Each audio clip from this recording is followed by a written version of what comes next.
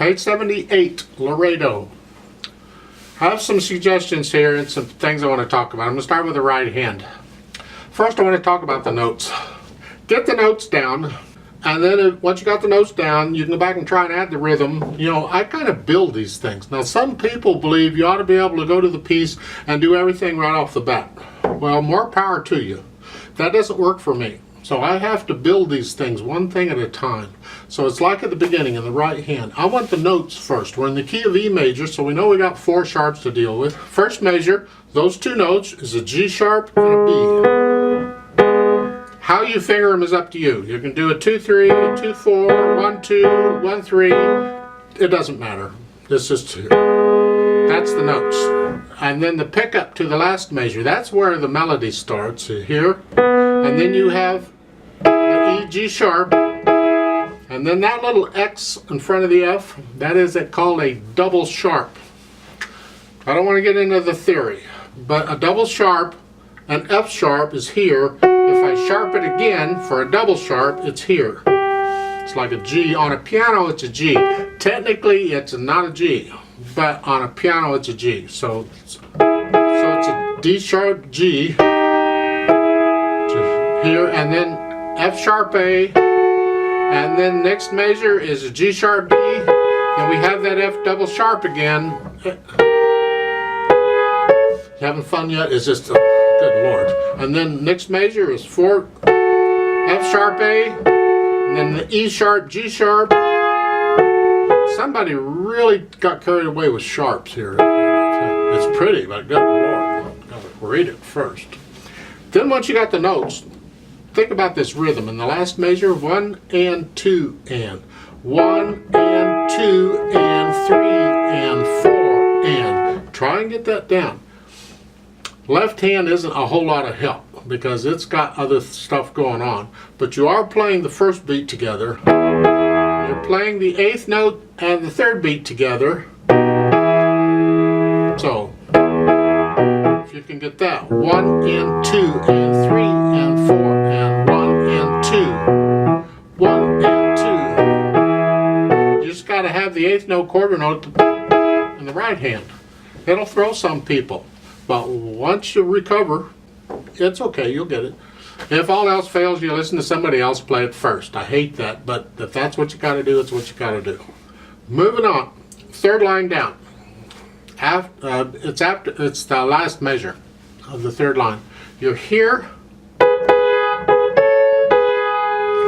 I find this fingering awkward, so I'm going to start with the measure before that. This 2nd measure, 3rd line. You're here.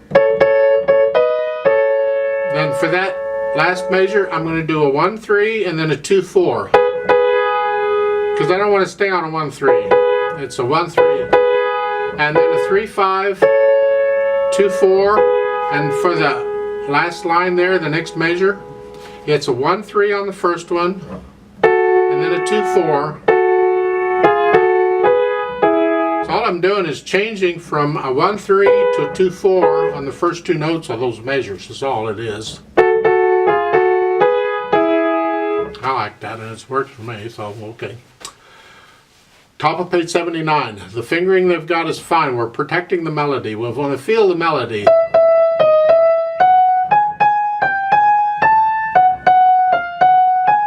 That's what we want. And so the bottom note does the best it can.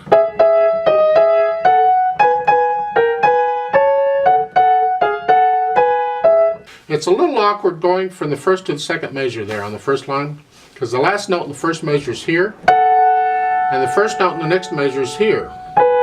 You can remember, I've talked about this before. If you can cross over the thumb, you can cross over the little finger too, and work on that. And I think you'll find it's doable. So it's here. You have to release the bottom note, but we're not listening to that anyway. It's the melody we want.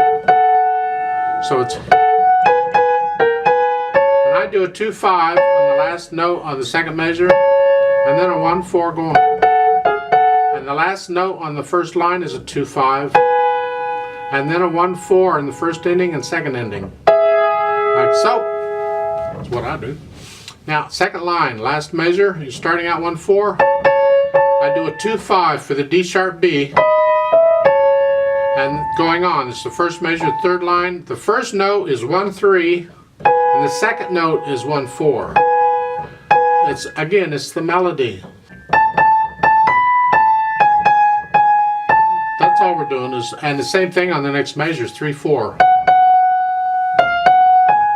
That's all. You're just adding the bottom note, starting with the third line, and then again 1-3, and then a 1-4, 2-5 on the last note of that measure, and then a 1-4 for each of those endings. And at the bottom it's about the same as what you've already had. I don't know that I need to point anything out there. Left hand doesn't have a lot going on, maybe the rhythm. If you get the rhythm, you're fine. 1 and 2 and 3. 1 and 2 and 3. See, the second measure there on page 78 is the same rhythm as the right hand has. Different notes, but the rhythm's the same. So the left hand helps out a little bit. The only tricky part I see in the left hand is occasionally, instead of this chord, they give you this chord, a D sharp instead of an E. Look at the second line. The first measure's here, but the second measure, and that's in various places. So watch out for that D sharp. They'll sneak it in. Yeah, Let's talk a little bit about the pedal. We want to be careful with the pedal because this is sort of a gentle folk song. And the pedal can really mush it up, just mess it up. So let's be careful with the pedal. First two measures are legato pedal. It's not a problem, I hope. And you're soft here.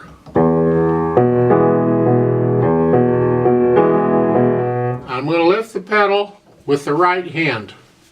I would like to have a break in the sound between the right hand chord here and the pickup note. I want that separated, so I have to lift the pedal so I can do that. The left hand's legato, it's staying down. So again, the first line would be this. I'm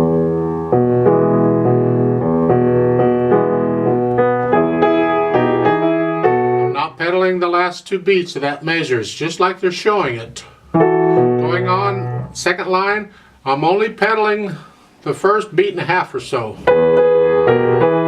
Actually, I'm lifting the pedal on the third beat because this little bit of mushiness doesn't last long enough for the ear to mind it. So it simplifies it a little bit. I'll lift the pedal on the third beat. And I'm doing that on all of these measures throughout this piece that are like this. I'm lifting the pedal on the third beat. The first ending, again, I'll lift the pedal with the right hand. I want to break in the sound in the right hand, the left stays down, before I repeat it, because it's a pickup.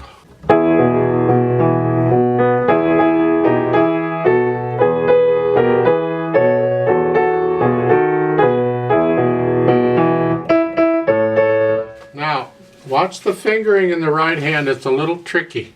Second line, first measure, you're here. Going into the next measure, it's here. I want to connect the melody, the top note. So I want to connect it. Because the pedal's not down there. So I'm going to do it with the hands, and this happens in various places. Just finger legato the melody, just so you're aware of it. Going on, third line down. Second ending is here, and again I'm going to lift the pedal up before I play the E, the eighth notes in the right hand, because it's a different phrase. See, the E's are not pedaled. And I crescendo a little bit, not much.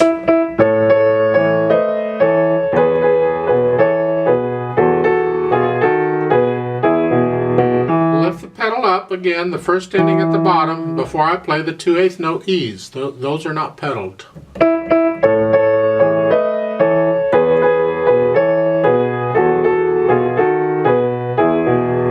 Now legato pedal, but lift the pedal up before you play the last note on page 78. In the right hand, we want silence because it's a pickup to go on. So at the end, the last measure,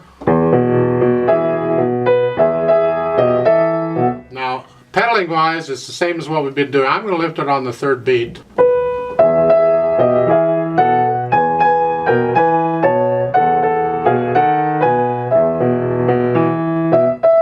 Now when we get to 79, we're going up to a medium loud. We're getting a little more exciting.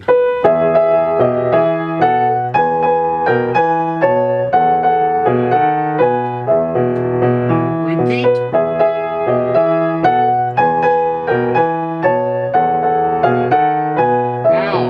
Now we're going to get loud.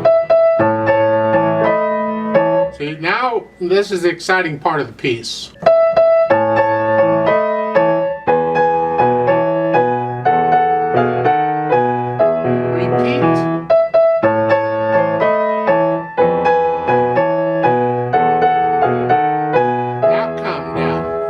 Second ending on the third line, now you start coming down a little bit. Come